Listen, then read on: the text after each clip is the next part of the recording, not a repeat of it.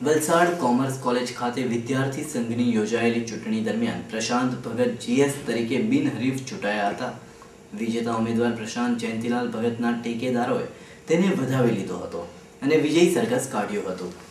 GS પદની ચૂંટણીની સાથે સીઆર અને એલઆરની પણ વરણી કરાઈ હતી। ડીજેના તાલે સમર્થકોએ વિજેતા ઉમેદવારને વધાવી લીધો હતો।